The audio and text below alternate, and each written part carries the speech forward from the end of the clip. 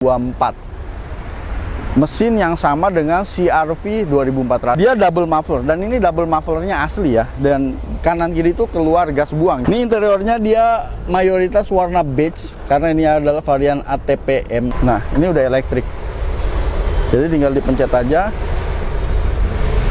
Nah, sunroof, ada sunroofnya. Dengan di bawah harga Avanza bekas, tapi kita bisa dapat mobil senyaman. Even when you feel low, you can still go. Even when you feel slow, you can still go. Even when there's no hope, you can still go. I never answer to no, man, I still go. Go, go, go, go, go, go, go, go, go. Halo semua, welcome back channel Mas Ban. Assalamualaikum warahmatullahi wabarakatuh. Sebelum dimulai guys, jangan lupa tekan tombol like, subscribe, dan tombol loncengnya. Oke guys, kali ini kita mau bahas sebuah mobil yang murah, meriah, mewah.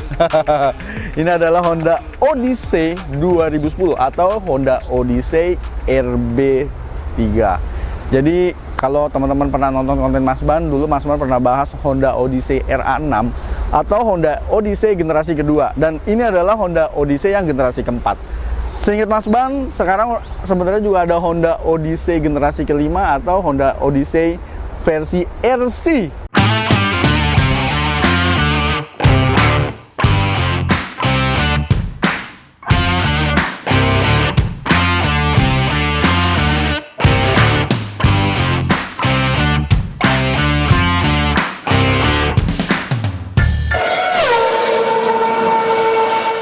Dan guys, ini bisa dilihat, lu bayangin sebuah mobil yang harganya jauh di bawah 200 juta, ya kan? Kalau dengan budget di bawah 200 juta, itu harga-harga Sigra kali ya. Atau bahkan itu harganya Avanza atau Expander bekas. Tapi lu bisa dapat mobil semewah ini. Jadi kalau kita lihat ya, MPV ini, waduh, ini adalah MPV yang udah nggak bisa kita cela lagi. Jadi dia mau lihat dari depan, dari samping, dari belakang, itu semua desainnya itu terlihat mewah. Jadi kalau kita dari depan, kalau nggak salah ini adalah Honda Odyssey yang versi ATPM. Jadi Honda Odyssey itu kalau di Indonesia itu yang beredar itu ada yang versi EU. Rata-rata yang untuk yang versi EU itu adalah yang trim absolut atau trim tertinggi.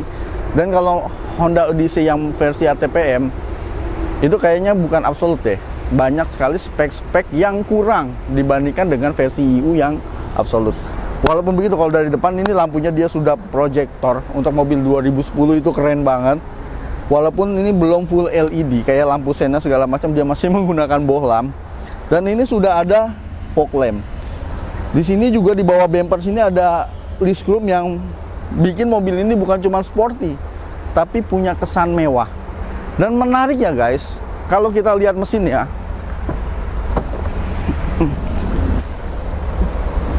oke guys, sekarang kita lihat aja mesinnya.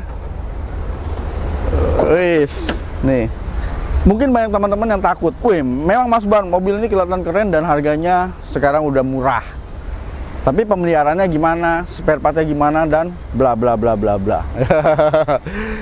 Teman-teman gak usah khawatir, Honda Odyssey RB3 ini menggunakan mesin 2400 K24. Mesin yang sama dengan CR-V 2400. Mobil ini bertenaga 173 PS. Tenaganya ini lumayan besar, 2400 cc. Karena ini menggunakan mesin K24, insya Allah ya kan, persamaannya banyak. Jadi teman-teman gak usah khawatir. Dan untuk konsumsi bahan bakar, ya selayaknya mobil 2400. Kalau gua bilang irit, pembandingnya apa? Kalau irit dibandingkan Agya kan nggak mungkin kan. Tapi kalau irit misalnya dibandingkan Innova atau dibandingkan dengan, ya karena ini mesinnya K24 atau CR-V yang 2400, ya kurang lebih mirip-mirip lah guys. Ini berpenggerak depan. Ini kebetulan bertransmisi otomatis, seingat Mas Ban 5 percepatan. Dan ini udah ada peredamnya. Ya walaupun karena maklum ya, ini mobil 2010 udah 12 tahunan. Jadi peredamnya udah agak ngampleh ini. Tapi diganti aja lah guys. Ini nggak mahal kok, supaya tetap kelihatan keren.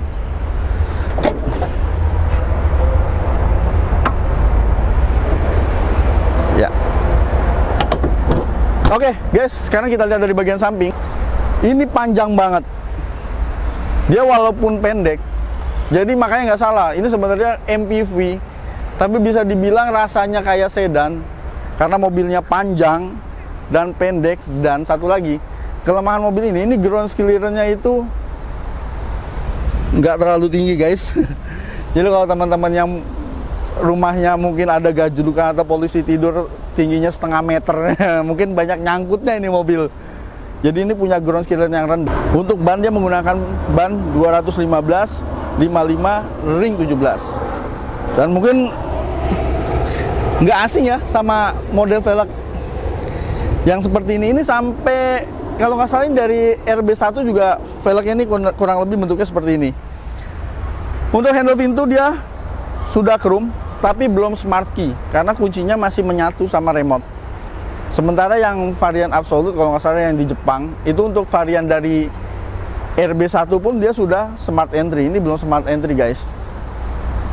Untuk pengereman di bagian depan dia remnya cakram dan di bagian belakang juga remnya cakram. Dan untuk kaca jendela samping ini printed glass antena. Jadi antena radionya itu nempel di kaca. Jadi kalau kacanya pecah, dijamin radionya suaranya burak. Oke, kita ke bagian belakang. Ini dari bagian belakang mobil ini kelihatan keren banget. Dia mau dari depan, dari samping, dari belakang. Tetap kelihatan mobil ini ya bisa dibilang desainnya itu oke banget ini Honda. Dan yang paling keren lagi, guys, dia double muffler. Dan ini double mufflernya asli ya. Dan kanan kiri itu keluar gas buang, jadi bukan aksesoris. Dan untuk lampunya karena ini adalah varian yang sebelum facelift, ini masih menggunakan bohlam semua. Kalau untuk yang varian facelift ini bentuk lampunya agak sedikit berbeda dan dia sudah menggunakan LED. Di sini ada rear defogger, rear wiper, dan high mount stop lamp. Walaupun ini belum ada rear spoiler. Di sini dia juga udah ada kamera mundur walaupun belum ada sensor parkir belakang. Oke, sekarang kita buka bagasinya. Wih, ini bagasinya gede banget. Walaupun bangku baris ketiga ini dibuka, dan itu masih menyisakan ruang bagasi yang besar. Dan teman-teman bisa lihat, di sini ada ban serepnya. Untuk ban serepnya dia masih menggunakan velg kaleng yang ukurannya lebih tipis ya. Ya space saver gitu ya. Untuk temporary use only, di sini ada tempat dongkrak dan kunci-kunci juga ada di bawah. Jadi ini cukup rapi lah ya untuk bagian bagasinya. Dan di sini juga ada tempat penyimpanan, mungkin untuk penyimpanan kotak P3K atau macam-macam.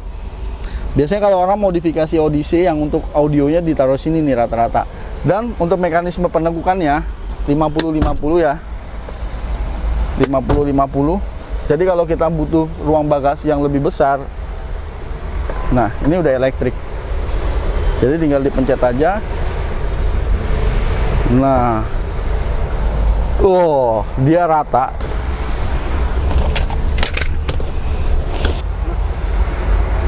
Dan guys, kalau kita mau balikin, dia juga tinggal dipencet lagi. Dia tinggal dipencet lagi.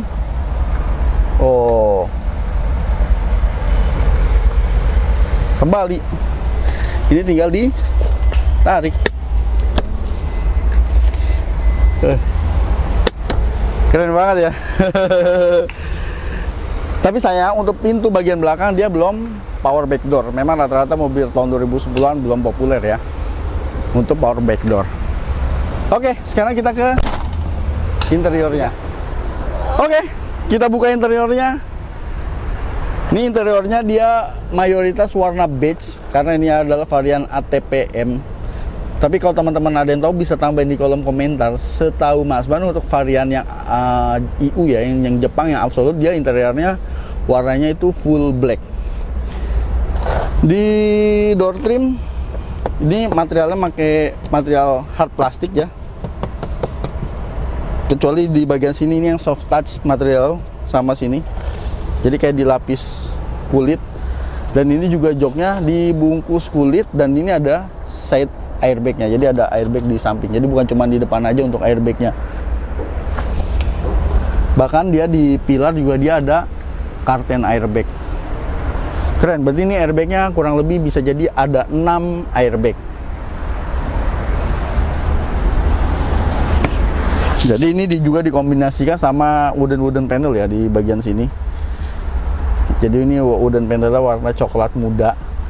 Dan di sini ini juga airbag, dan ini materialnya menggunakan hard plastik, bukan material soft touch material. Walaupun hard plastik, tapi desainnya ada orang yang nggak suka dengan desainnya, yang mungkin lucu ya kan. Ada yang bilang ini desainnya aneh, tapi menurut gue ini desainnya itu artistik ya. Ini desainnya seperti bertingkat, dan ini jauh banget loh, dari kaca depan sampai setir itu udah jauh banget. Dan ini untuk bagian speedometer dia juga ke dalam cukup jauh. Nah, untuk varian ATPM dia mentoknya di 220. Kalau untuk yang varian Absolute Jepang yang IU, kalau nggak salah dia mentoknya di 108. Jadi di zamannya ini untuk speedometernya dia bisa dibilang cukup keren ya, karena dia bertingkat, dan di sini dia ada MID-nya. Jadi bisa ngelihat range sisa bahan bakar bisa menempuh berapa kilo. Terus average konsumsi bahan bakar, kalau ini 5,2 km per liter. Nah, informasinya sih nggak banyak kayak mobil-mobil sekarang. Oke, untuk AC, ini AC-nya udah digital dan dia dual zone. Jadi kalau kita hidupin, sorry gue hidupin dulu biar nggak terlalu panas juga. Nah, dia AC-nya digital, dan untuk pengaturannya dia dual zone. Berarti kanan dan kiri bisa diatur di suhu yang berbeda. Di sini untuk tuas transmisinya, ini kita tutup dulu. Oke, kita kecilin dulu untuk kipasnya biar nggak terlalu berisik. Dan untuk pengaturan AC belakang, dia juga ada on off-nya di sini nih. Ya, rear on, rear off untuk pengaturan AC double blower-nya. Dan untuk setir di sini juga udah ada tombol cruise control.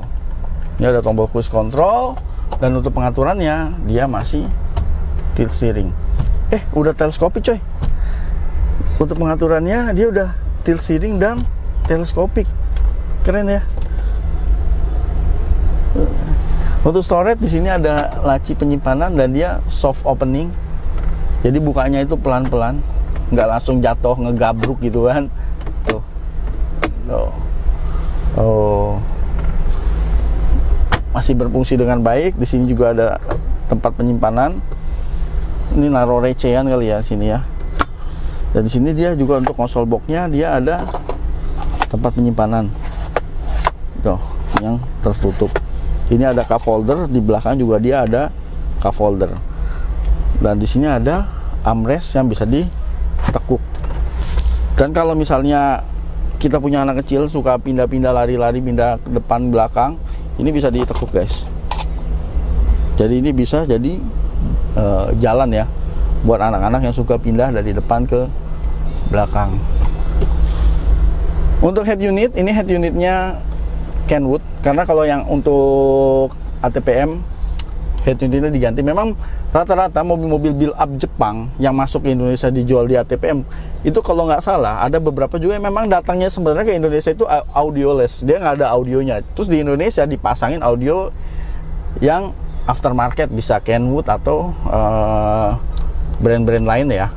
Karena kalau yang mobil IU Jepang yang dia head unitnya itu bawaan Jepang, itu frekuensi radionya beda. Kalau di Jepang itu kalau nggak salah frekuensi radio itu mulai di 70-an dan berakhir di 90-an. Jadi dari 70 sampai 70-an sampai 80 berapa ya hard rock 86,7 itu nggak ada radio.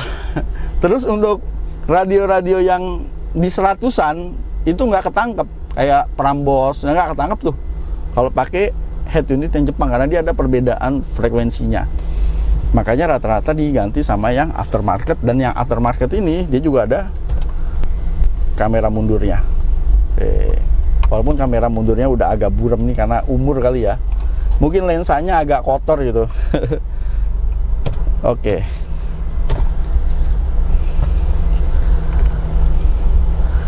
Untuk sun visor, ini sun visornya dia udah ada lampunya kanan dan kiri guys. Tuh, keren ya. Dan yang paling keren ini untuk lampunya belum LED ya. Untuk lampu rata-rata itu dia ada sunroof. Ada sunroofnya. Walaupun sunroofnya ini bisa dibilang nggak terlalu besar ya, ini kecil. Jadi kalau kayak badan kayak gue kalau mau keluar kayaknya nyangkut takutnya. Kalau misalnya ini kan 2024, bentar lagi gue mau berdiri dada-dada halo rakyat ya kayak gini kan. Halo rakyat, jangan lupa pilih saya ya, halo. Dan dia udah elektrik loh, gitu tuh. Oke, ini sunroofnya juga masih berfungsi dengan sangat baik. Kalau mau ngelihat ada pesawat ya. Dan untuk pengaturan joknya, untuk yang sebelah kanan dia sudah elektrik ya. Bisa mengatur naik, turun, sliding, maju mundur, dan recline-nya udah elektrik. Tapi untuk bangku sebelah kiri dia masih mechanical, belum elektrik. Oke, sekarang kita duduk di bangku bagian kedua. Oke, ini mobil ini panjang, jadi otomatis dalamnya juga uset. Ini lega banget guys, lega banget, dan dia masih bisa dimajuin tuh. Kalau mau dimajuin segini, ya kalau misalnya mau berbagi lah ya sama yang di belakang, menurut gua ya seginilah cukup lah. Segini pun udah cukup. Sudah cukup lega, dan ini juga udah kulit untuk bangku bagian belakang. Dan untuk yang di tengahnya ini bisa ditekuk nih guys. Oke. Nah, ini kalau ditekuk dia bisa berfungsi sebagai armrest dan ada cup holdernya. Tapi kalau misalnya kita mau bertiga di tengah, itu tinggal di naikin lagi. Keren. Dan untuk pengaturan AC, untuk pengaturan AC double blower dia ada di sini. Ya, dia bukan cuman mengatur kipas, dia juga bisa mengatur suhu yang keluar di belakang. Jadi biasanya kalau double blower kan cuma ngatur besaran kipasnya doang. Tapi ini juga bisa diatur suhunya. Dan untuk outlet AC dia sampai baris ketiga ya. Di belakang dia juga ada outlet AC seperti ini, dan ini bisa 360. Jadi angin itu bisa dibawa ke belakang, bisa dibawa ke depan, bisa dibawa ke samping, bisa dibawa kemana-mana. Mewah banget, gila loh. Mobil yang harganya jauh di bawah 200 juta guys, lu bisa dapat mobil semewah ini. Mungkin ada yang nanya, pajaknya berapa Mas Ban? Aduh, ini pajaknya kalau nggak salah sekitar 4 jutaan ya, kalau nggak progresif. Kecuali kalau kena progresif mungkin bisa lebih dari itu. Karena mobil ini harga barunya, mungkin teman-teman yang tahu pastinya bisa tambahin di kolom komentar. Setahu gue ini harga barunya itu di atas 400 juta. Ya antara range-nya di 400 sampai 500 juta ya, kalau nggak salah. Tapi kalau teman-teman ada yang pernah beli mobil ini dari baru, bisa tambahin di kolom komentar. Di sini ada pocket. Ya walaupun belum ada ini ya, meja. Kalau mobil-mobil sekarang kan di belakangnya sini kan suka ada meja gitu kan buat makan. Ini belum ada. Dan kita cobain ke bangku bagian ketiga ya. Kalau di bangku bagian kedua ini sebenarnya untuk headroom juga ini masih lega banget. Headroom lega, legroom lega, ini lega. Dan sekarang kita cobain bangku ke ketiga. Nah, untuk masuk ke bangku baris ketiga, ini tinggal ditekuk aja, terus kita masuk. Terus gua duduk. Dan ini kalau kita tarik nih, ya kita angkat.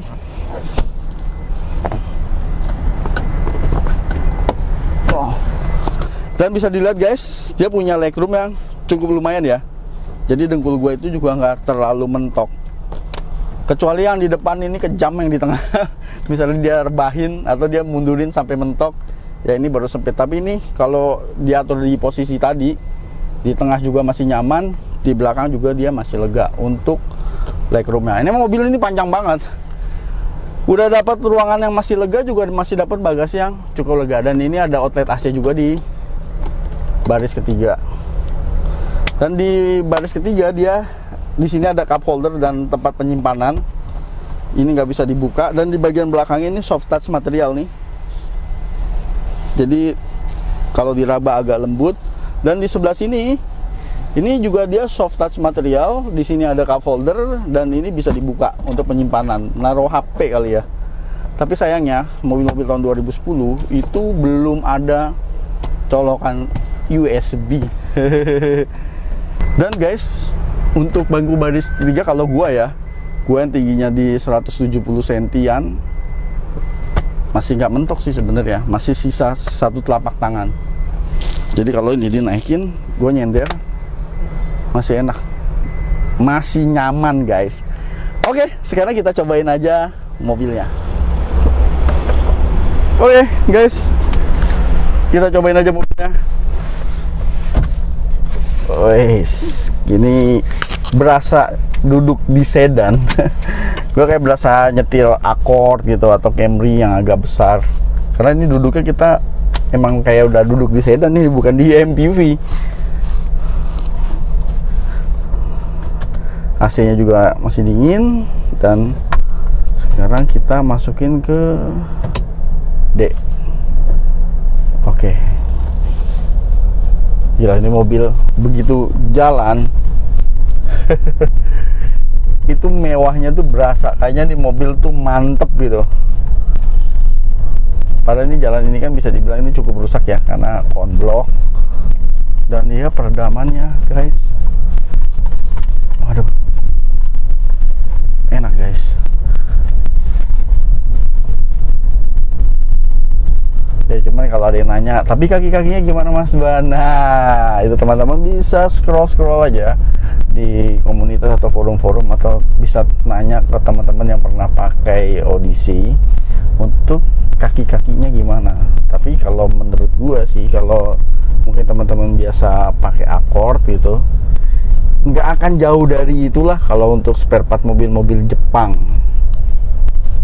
Jadi kalau mobil Jepang itu sebenarnya kalau pemeliharaan, insya Allah kalau mobil Jepang itu kalau kita rawat dengan baik dan benar, itu nggak ada problem.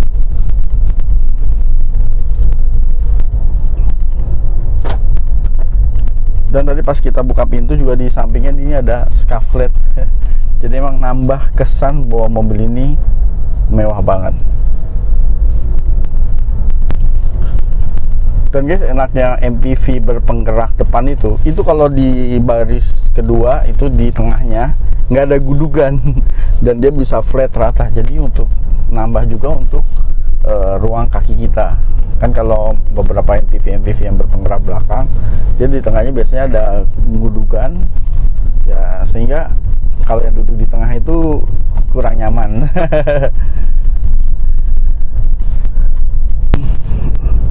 Mobil ini guys, untuk bantingannya, untuk handling, untuk tenaga, menurut gua komplit, perfect lah. Tapi memang ada beberapa kekurangan, kayak ground clearance. Ini ground clearance-nya itu nggak begitu tinggi. Ground clearance-nya itu bisa dibilang mirip-mirip sedan. Tapi sebenarnya ground clearance ini masih wajar. Tapi kecuali kita tinggal di daerah-daerah yang, kan ada tuh kalau daerah-daerah yang suka banjir kadang-kadang, itu kalau bikin bangunan itu nanjaknya tuh agak tajam gitu. Itu biasanya rata-rata mentok. Tapi kalau untuk jalan-jalan, ya walaupun ini kita ketemu gajukan beberapa kali, dan gajukannya ini di depan juga sebenarnya gajukannya ini cukup tinggi. Ini nggak nyangkut tuh, gue bawa agak kenceng tuh, nggak nyangkut. Dan ini bantingannya empuk. Paling kekurangannya lagi kalau teman-teman yang konsen nyari mobil yang seirit Avanza gitu, yang ini nggak bohong juga, kita nggak mungkin bilang ini mobil ini irit. Tapi balik lagi, irit dan boros itu kan relatif ya. Ada orang yang bilang dengan konsumsi bahan bakar ini irit, ada yang bilang boros, karena tergantung kebiasaan. Karena orang yang bawa Cherokee yang 4000 cc aja ada yang biasa aja, nggak bilang boros. Orang yang bawa Ferrari juga belum tentu bilang boros. Semua itu balik lagi kan ke kantong. Tapi kalau mobil ini teman-teman, nggak dipakai harian, misalnya ini mobil keluarga yang cuma dipakai untuk weekend, untuk jalan-jalan, ini kalau di luar kota ini nggak boros juga guys, selama kita jangan sering-sering dibawa kebut-kebutan. Jadi kalau kita bawanya santai ya, dengan eco drive lah ya, dengan kaki yang sarjana gitu, kakinya sekolah, itu irit juga. Ini nggak terlalu boros juga. Dan kalau teman-teman bisa cek ya, bisa cek sendiri mobil ini, waduh, harganya udah terjangkau banget. Bahkan menurut gua, walaupun mobil ini udah nggak muda ya, ini mobil ini udah 10 tahun, tetap buat gua itu underprice. Harusnya mobil ini punya harga itu lebih dari itu, lebih dari harga pasaran. Mobil ini sebenarnya masih layak banget, minimal dengan harusnya harganya itu di harga-harga kayak Avanza baru atau Xpander baru.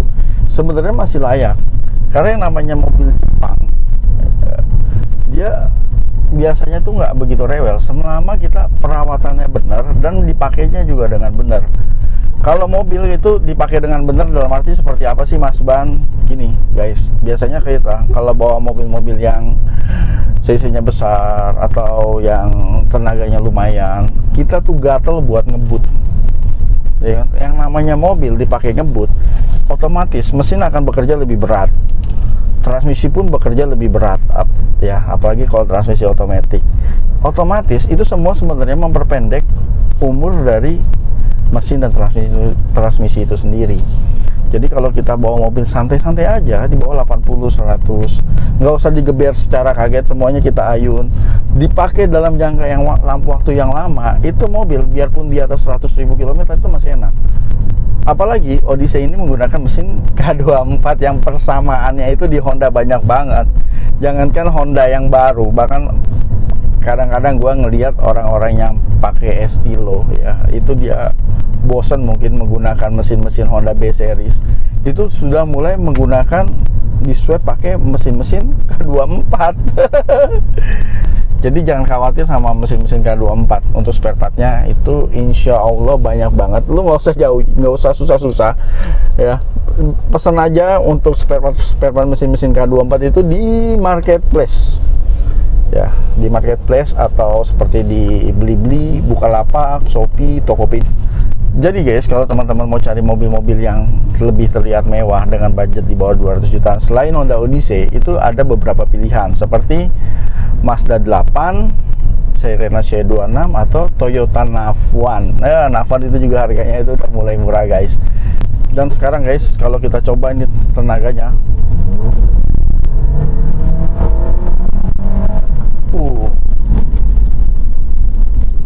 getar semua itu kamera gue. Karena ini powerful banget, 2400 cc, double muffler lagi, dan double muffler itu beneran karena memang dia tenaganya besar, makanya dibikin double muffler. Jadi bukan sekedar aksesoris atau gaya-gayaan doang, ada fungsinya guys. Kalau double muffler itu dibikin dari pabrik, karena mobil-mobil begini nih kalau ngebut itu kecepatan udah di atas 100, itu kayaknya masih terasa pelan menurut gua. Jadi kita kadang-kadang kayaknya jalan nih masih pelan, tau-tau udah 140.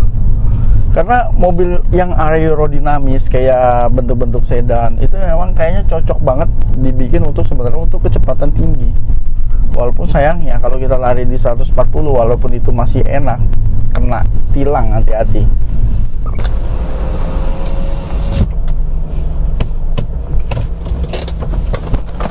Oke, guys.